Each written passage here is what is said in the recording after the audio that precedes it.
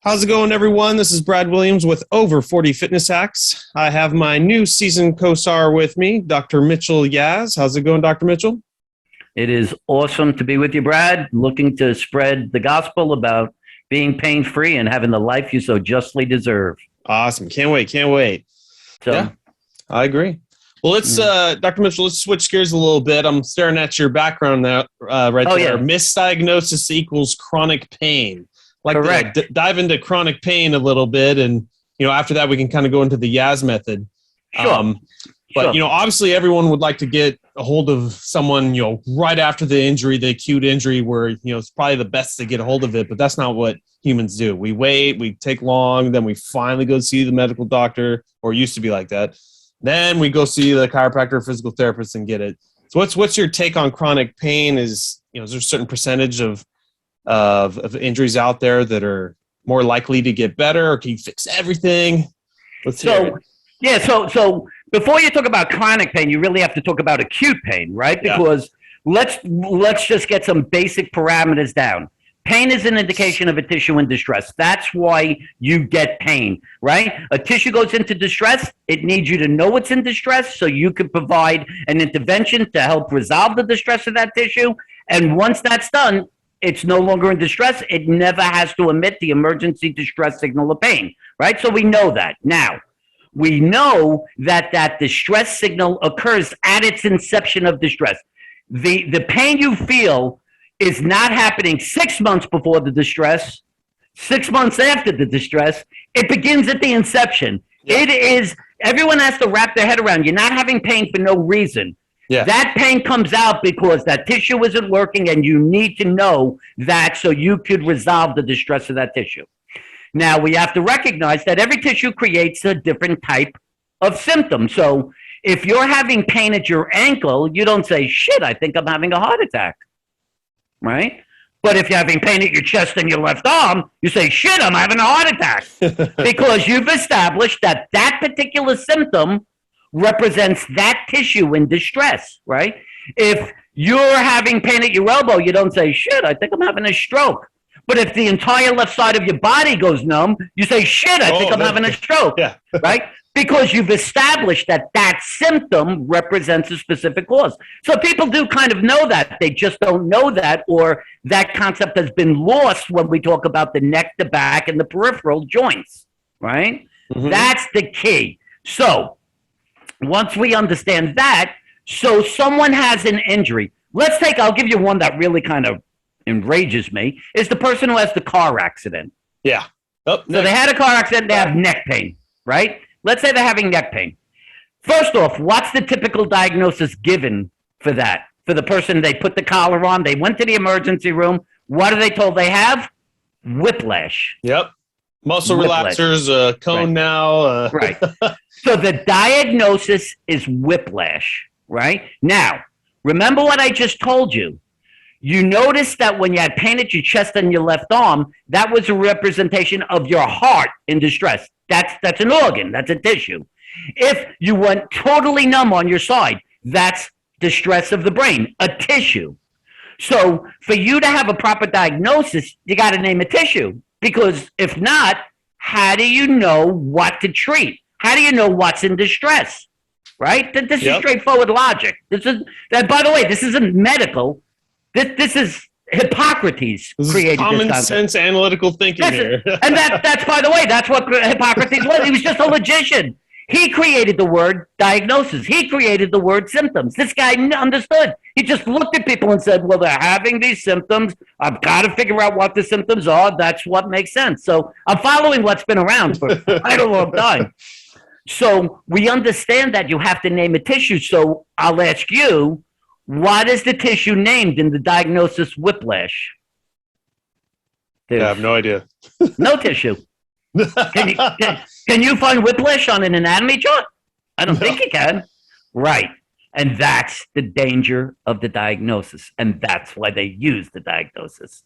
So If you have whiplash, I can send you to a chiropractor. I can send you to a neurologist. I can send you to an orthopedist. I can send you to a physical therapist. I can send you to a shaman. I can send you to a candle maker. I can send you to anybody. And as long as there's some general sense that that person has something to do with car accidents, you'll get treated.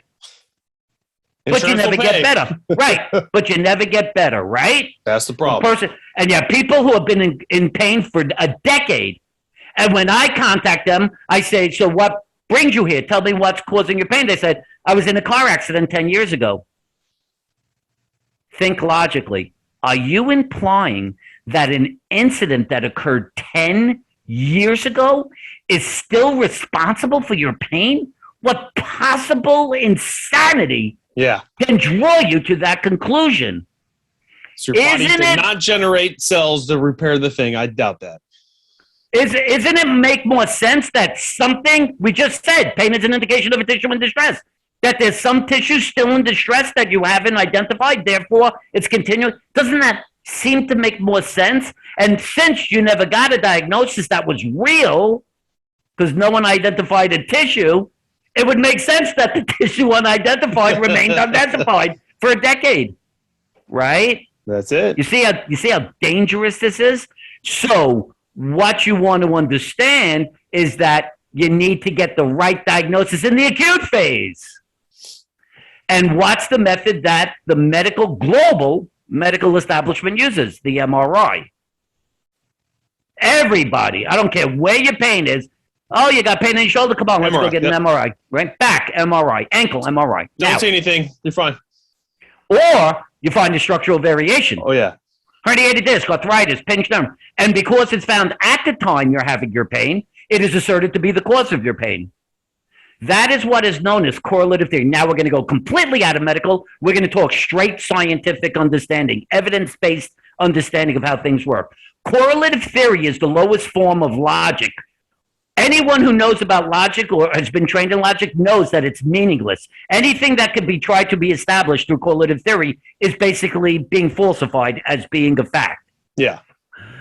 Correlative theory says that if you open your front door when the sun rises, you could say opening your front door causes the sun to rise. And I can show it to you because every day you're going to stand at my front door and I'm going to open the front door and the sun's going to rise. There's a correlation to that. I see it. Right? I'm showing it to you. The sun, I'm opening the door, there's the sunrise, open the door. Okay, so that's correlative theory. And that's what's being used. The structural variations identified at the time of your pain, therefore it's the cause of your pain, correlative theory. So let's see if we can kind of deconstruct correlative theory. Okay, I'm going to show you that on an MRI, you have two elbows at the time of your pain. You do have two elbows, I assume. The MRI will show you. There you go. You have two elbows. The MRI show. So why can't I say having two elbows is the cause of your pain? It is the exact same theoretical basis, right? The MRI showed it. Exactly, right? So right off the bat, now you got to start wondering. This is a little bizarre. Now I see what he's saying. It's very just correlative. It's no causation shown. Well, now let's take it to another form. For every hypothesis, there's a null hypothesis, and both must be true to be considered fact. Hypothesis, herniated disc cause back pain.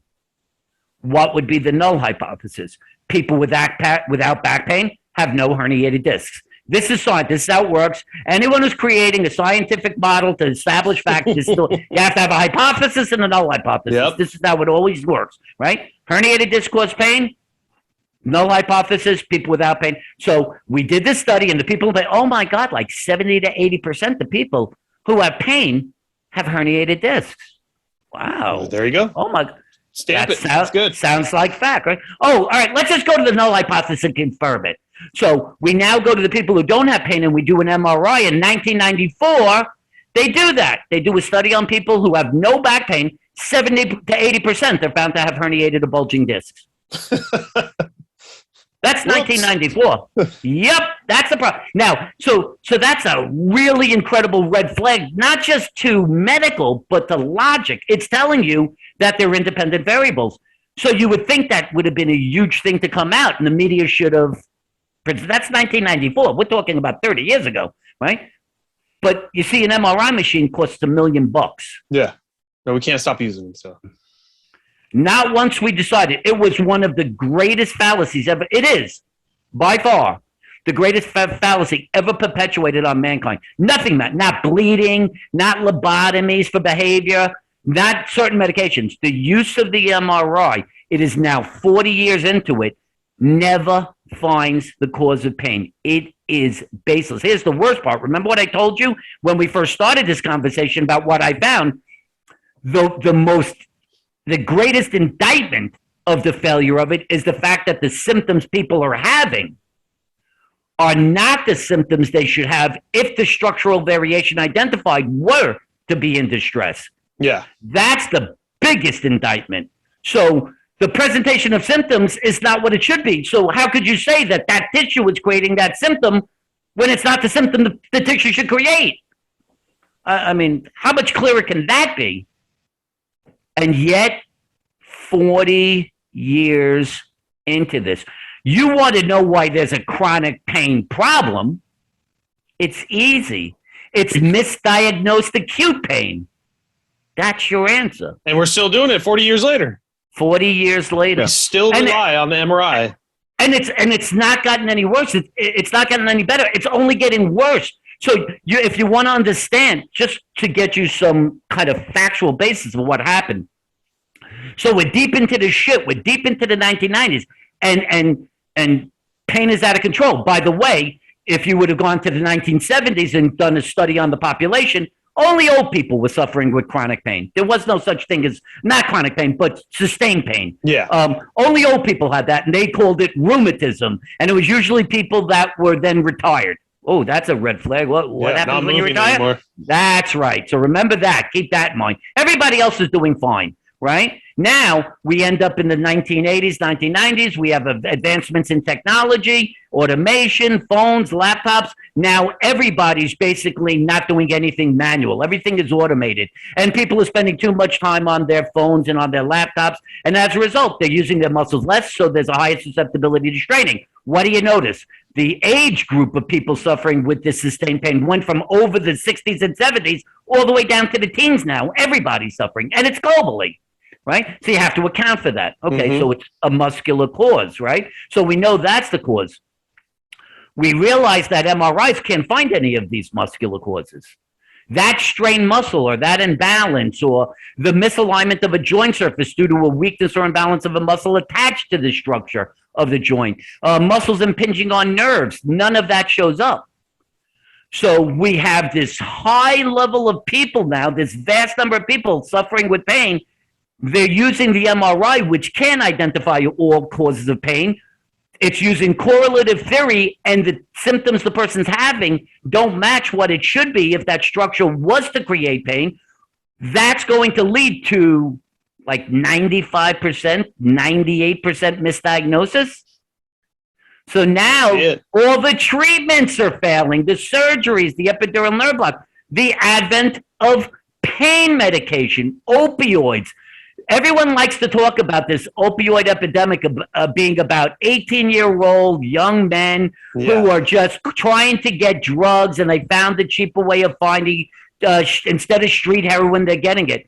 If that were true, if this was about the use of heroin, when would the opioid epidemic have occurred? The 1960s, when heroin use, LSD heroin use was at its highest. That was 18-year-olds using these drugs. So certainly if that was the demand, every pharmaceutical company in the world would have said, okay, well, we'll give it to you. We'll do it that way. That wasn't a big enough demand.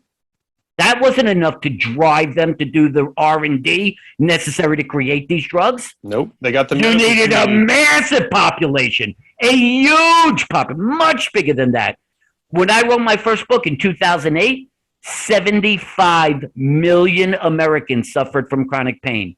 By 2013, 130 million Americans. This is now 10 years ago. 130. That's 1 out of every 3 Americans suffering from chronic pain. 1 billion people worldwide suffering from chronic pain. That's demand. Yep. So the opioid epidemic is a direct result of the chronic pain epidemic. Irrefutable, historically being able to be proven. So we have this situation with this acute pain not being identified properly. And so the tissue in distress, which happens to be a muscle, just is sustained. Remember, you're still having to try to live your life. Even if you're in pain, you still got to get up, try to work. Maybe you have to take care of your kids. Maybe you want to do recreational stuff, whatever it is. You're still trying to move. And if your muscles aren't strong enough, all the muscles required to do the activity, they're going to strain and elicit pain. So the trigger for chronic pain is still there. The tissue in distress is still in distress. It's still unidentified. Therefore, it continues to elicit the emergency signal of pain. So chronic pain must always be understood in almost all cases as misdiagnosed acute pain. Yep. What goes past chronic pain? Is there a point where it's just unsalvageable? You can't help someone, or is it? That's a great question. Oh my God, that's such a great question because there's so many people there. So here's the danger of chronic pain. So if we just kind of go, I just want to to hit this point. I want you to understand how we end up where we are right now and people's perception of this. 2007, the American College of Physicians has figured out something really bad is wrong. College of Physicians, guys who set all the guidelines for every doctor in the United States, they do a 20-year literature search on people suffering with back pain. 20 years of cases they review. That's a lot of cases.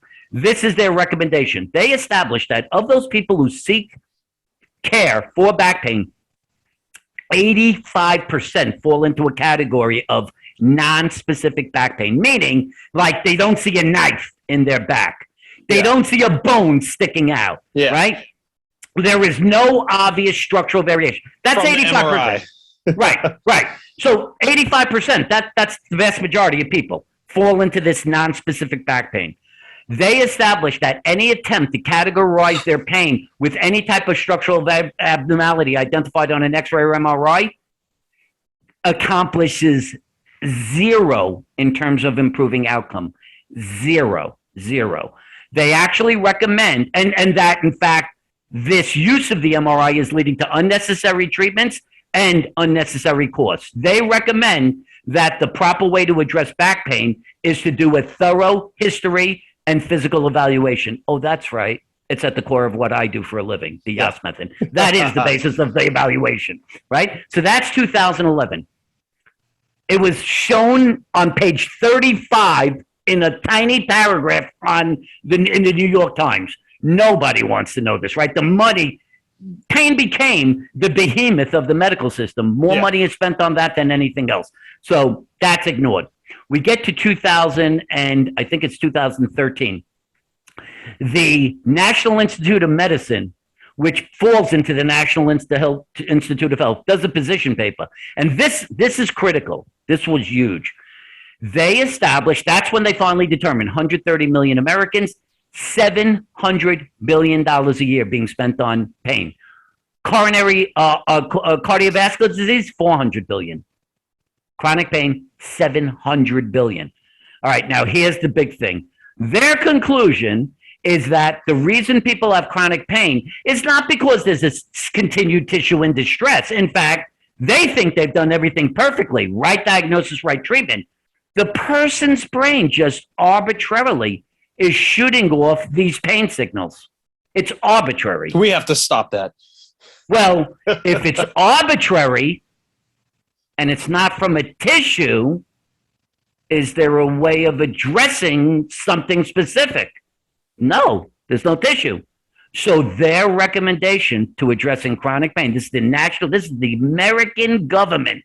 The American government says a full-blown position paper, the only way to address chronic pain is through hypnosis and pain management. Which is opioids. Right. Now, Dr. Oz, that within a week or two after that, actually does a show about this and has 4 pain management doctors on there talking about the ways that they think they should address your pain. Now, think about this. Everyone really needs to understand. It's not their fault in chronic pain. They're in chronic pain. I want anyone to hear me. It's not your fault. It's not your fault. I don't care what anyone has tried to convince you of. I don't care if someone said it's in your head. I don't care if people are trying to say you're not trying enough. I don't want anyone to say, it's me. Bullshit. It's a system. It is systemic. And one of the reasons is because the entire American government has gone out and said that your pain is basically just arbitrarily shooting off, and it's not from a tissue in distress. Therefore, there's nothing that can be done with it. All you could do is try to control your pain, manage your pain. That's insanity. Yep.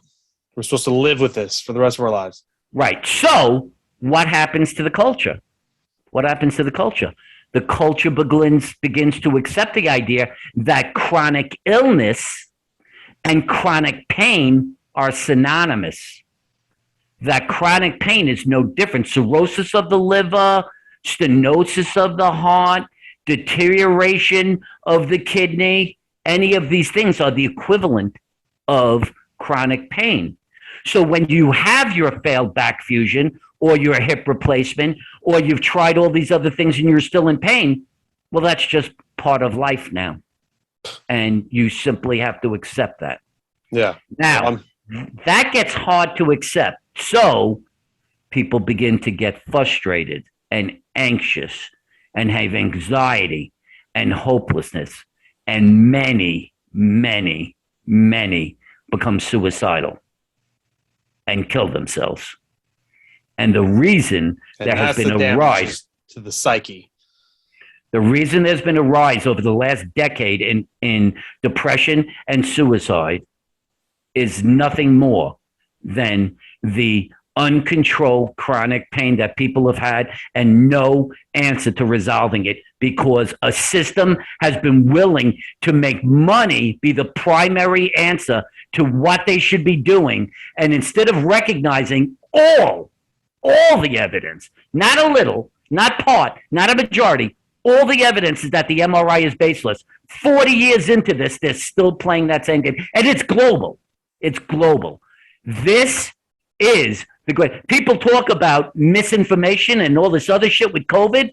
This is the home run ball. This is the king of all kings. And at some point, and I hope it's in my lifetime, this is going to come out. And it gets exposed, yeah.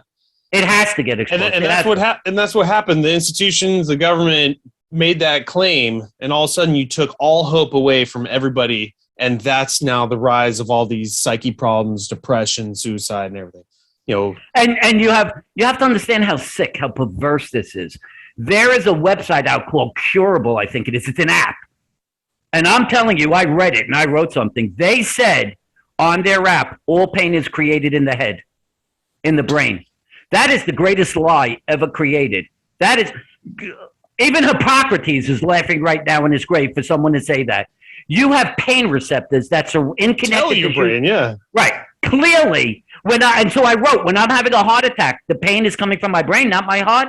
When I'm having a kidney stone, the pain is from the kidney, it's from my head. When I have a paper cut, you're saying it's not from my skin, it's from my brain? Are you out of your fucking minds? Jesus. Are you out of your mind? And so what you see is, hey man, I'm in pain and no one's been able to help me. Guess what? I'll pay $39 for that app. I'll pay it, whether it works or not. At this point, I'm so desperate. What the hell does it? They gave him hope. And when it doesn't work, all you did was depress them even further and made them. Here's what I want you to really appreciate from my perspective. You know what that is?